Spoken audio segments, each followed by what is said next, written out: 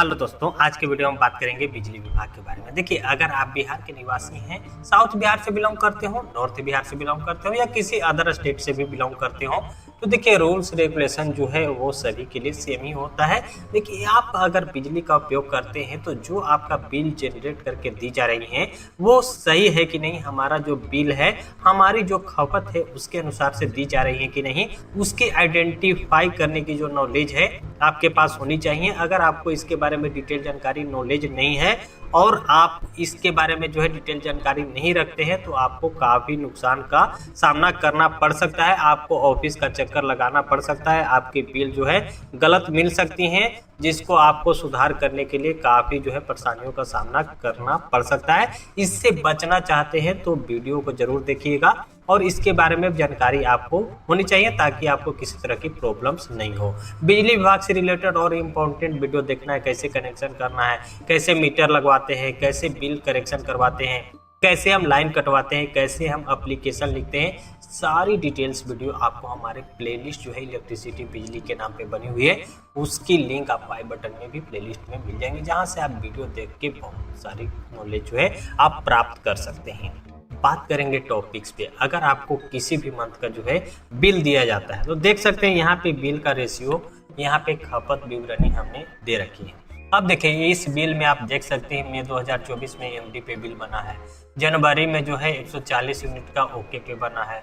फिर कुछ बिल में दूसरे बिल की बात करेंगे तो देखिए यहाँ पे जो है एमडी में बिल बना हुआ है, एलके में बना हुआ है। तो ये सारी जो बिल की खपत विवरणी है इसके बारे में आपको डिटेल जानकारी बताएंगे।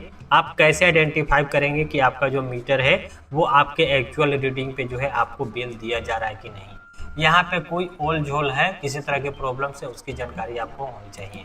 अलग अलग बिल में आप देख सकते हैं कुछ एमडी पे बिल बना है, कुछ ओके पे बना है, कुछ एलके पे बना हुआ है। तो ऐसा क्यों हो रहा है और इसकी जो है आप सुधार कैसे करवाएंगे, चलिए एक एक करके आपको बताते हैं।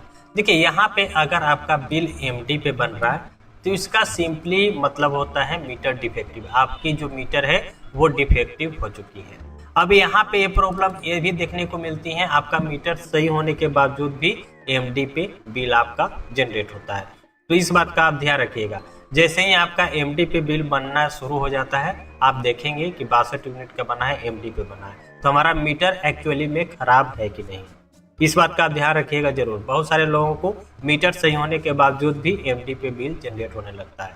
अगर आपका देखिए एमडी पे अगर बिल जनरेट होने लगता है तो एवरेज जो है, सपोज दैट पिछले महीने में आपने देखिए 75 यूनिट का खपत की है तो उसी रेशियो से जो है आपका एमडी पे बिल जनरेट होने लगता है।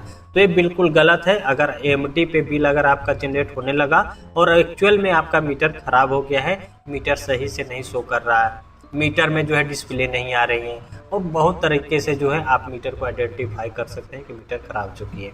उठ पटांग रीडिंग जो है होने लगता है। आज सपोज दैट 3000 यूनिट रीडिंग है तो आपको शाम में अगले दिन 3500 हो जाएगा, 4000। इस तरह की एक्टिविटी जो है अगर आपके मीटर में होने लगे तो समझ जाइए कि मीटर खराब है। उसकी कंप्लेन आप ऑनलाइन ऑफलाइन भी करके मीटर को लगवा सकते हैं। कैसे ऑनलाइन कंप्लेन करते हैं, कैसे ऑफलाइन करते हैं, उसके लिए कैसे एप्लीकेशन लिखते हैं, ऑलरेडी वीडियो बना हुआ है, वहाँ पे आप सर्च करके हमारी जो है साइट पे थी यूट्यूब चैनल पे जाके सर्च करके आप वीडियो देख सकते हैं और आसानी से उसकी सोल्यूशन को प्राप्त कर सकते हैं। तो इस बात का ध्यान रखेंगे। अगर एमडी पे बिल बनना शुरू हो गया, एक्चुअली में आप चेक करिए कि मीटर आपका सही है कि नहीं। यहाँ पे देख सकते हैं, यहाँ पे मीटर संख्या होता है, जैसे कि आप देख सकते हैं मीटर संख्या ये है। ये आपका वर्तमान रीडिंग जो है 3 मई 2024 को हुआ, उस समय 1587 यूनिट यहाँ पे है और 7 अप्रैल 2024 को जो रीडिंग हुई थी वो 1587 ही है। तो देख सकते हैं यहाँ पे आपका रीडिंग नहीं बढ़ाया गया और एमडी पे जो है बिल जनरेट हो गया। अगर आपका मीटर जो है एक्चुअली में सही है और पिछले महीने 1587 सपोज दैट था और 3 मई अगले मंथ में आपका रीडिंग मान के चलिए 1600 या 1700 हो गया है और यहाँ पे 1587 का ही बिल एमडी पे जनरेट हो गया है।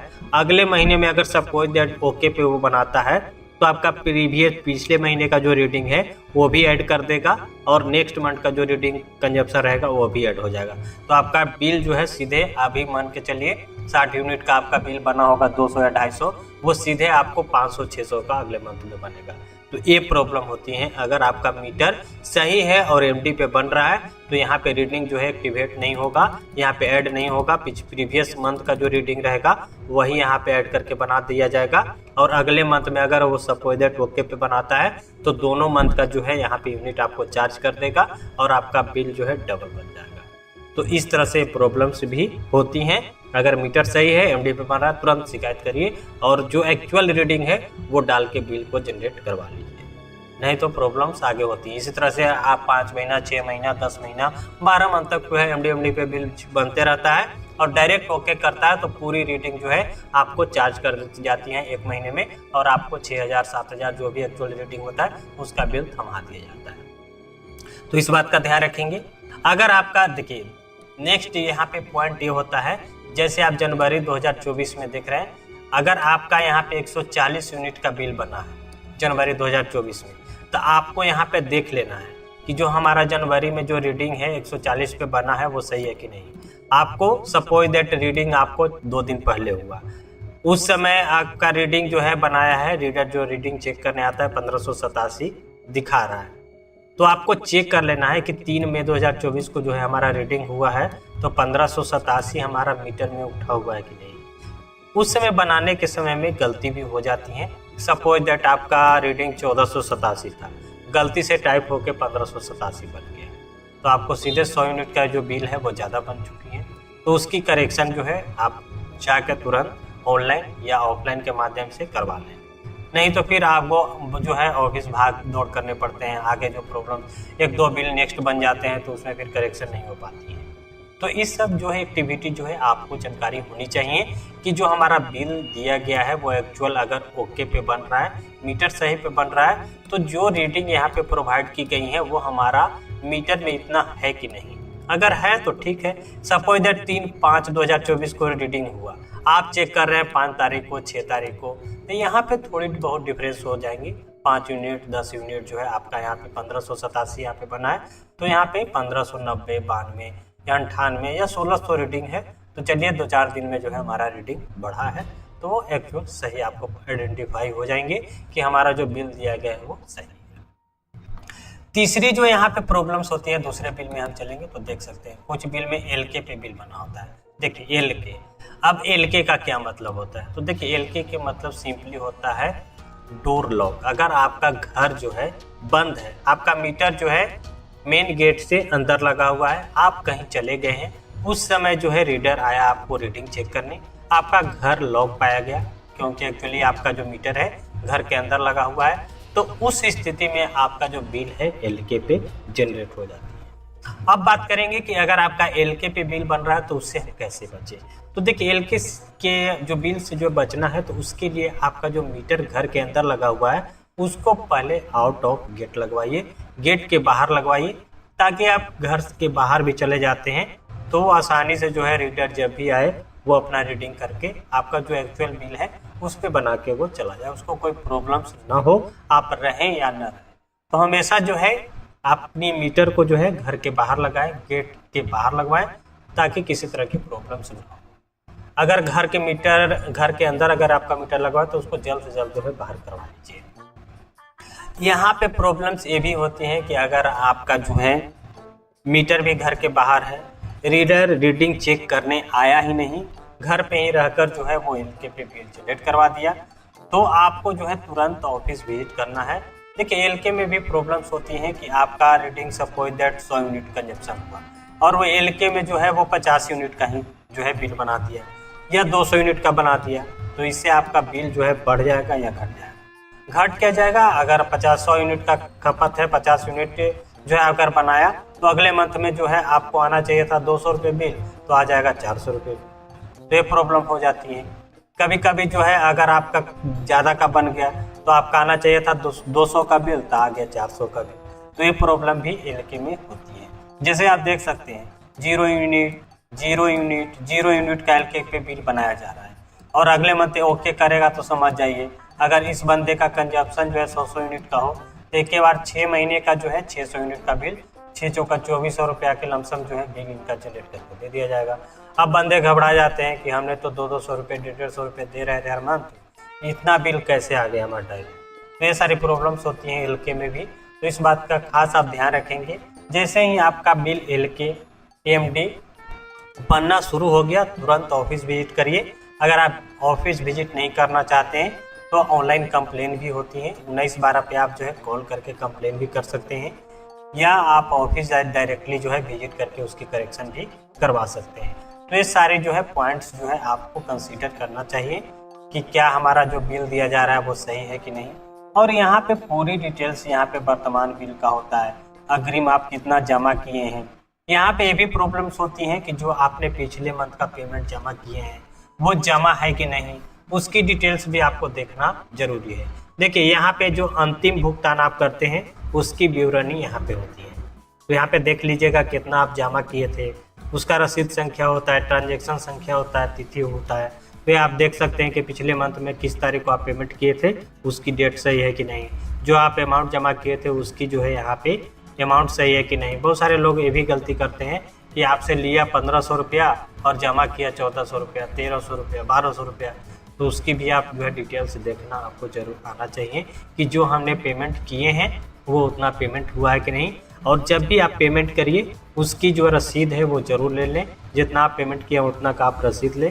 अगर कोई बंदा पेमेंट लेता है और हाथ से लेके जो है आपको रसीद पे देता है तो बिल्कुल आपको नहीं करना है, वैसे में आपके साथ जो है फ्रॉड हो सकता है, आपकी पेमेंट वो जमा नहीं कर सकता है, पेमेंट आपको लेके भाग सकता है। तो इस बात का ध्यान रखेंगे, जब भी पेमेंट करिए उसका रिसीप्ट उतना का आपको जरूर लेना है। बाद वाला झंझट मत रखिएगा कि बाद में दे देंगे, अभी सर्वर इशू है, ये है वो है, लिख के दे रहे हैं, तो ऐसा गलती आप बिल्कुल भूल कर भी मत करिएगा।